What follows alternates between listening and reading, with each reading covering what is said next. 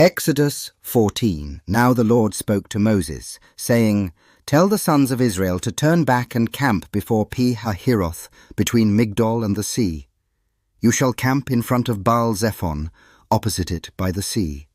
For Pharaoh will say of the sons of Israel, They are wandering aimlessly in the land, the wilderness has shut them in.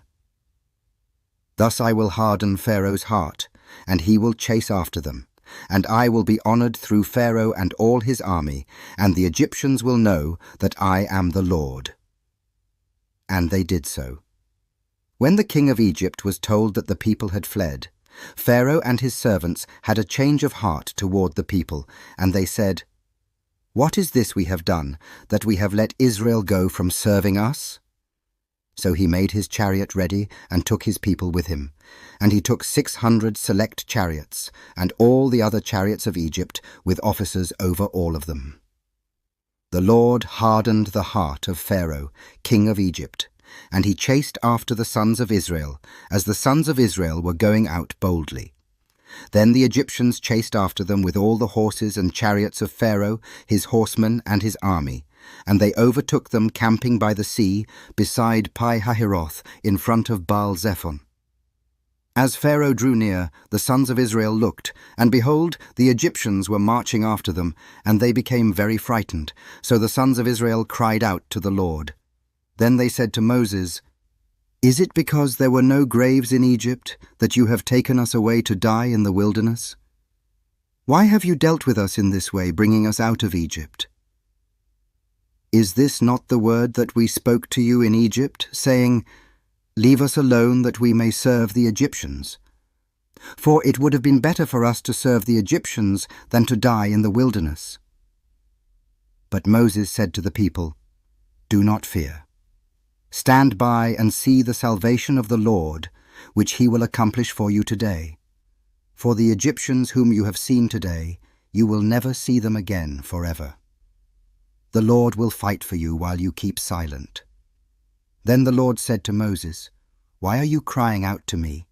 Tell the sons of Israel to go forward. As for you, lift up your staff and stretch out your hand over the sea and divide it, and the sons of Israel shall go through the midst of the sea on dry land.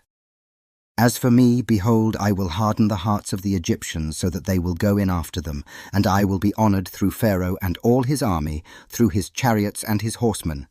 Then the Egyptians will know that I am the Lord, when I am honored through Pharaoh, through his chariots and his horsemen. The angel of God, who had been going before the camp of Israel, moved and went behind them. And the pillar of cloud moved from before them and stood behind them. So it came between the camp of Egypt and the camp of Israel. And there was the cloud along with the darkness, yet it gave light at night. Thus the one did not come near the other all night. Then Moses stretched out his hand over the sea, and the Lord swept the sea back by a strong east wind all night, and turned the sea into dry land, so the waters were divided. The sons of Israel went through the midst of the sea on the dry land, and the waters were like a wall to them on their right hand and on their left. Then the Egyptians took up the pursuit, and all Pharaoh's horses, his chariots and his horsemen, went in after them into the midst of the sea. At the morning watch, the Lord looked down on the army of the Egyptians through the pillar of fire and cloud, and brought the army of the Egyptians into confusion. He caused their chariot wheels to swerve, and he made them drive with difficulty. So the Egyptians said, Let us flee from Israel, for the Lord is fighting for them against the Egyptians. Then the Lord said to Moses, Stretch out your hand over the sea so that the waters may come back over the Egyptians, over their chariots and their horsemen. So Moses stretched out his hand over the sea, and the sea returned to its normal state at daybreak, while the Egyptians were fleeing right into it. Then the Lord overthrew the Egyptians in the midst of the sea. The waters returned and covered the chariots and the horsemen, even Pharaoh's entire army that had gone into the sea after them. Not even one of them remained. But the sons of Israel walked on dry land through the midst of the sea, and the waters were like a wall to them on their right hand and on their left.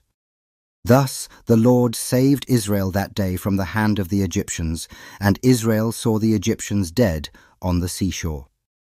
When Israel saw the great power which the Lord had used against the Egyptians, the people feared the Lord, and they believed in the Lord and in his servant Moses.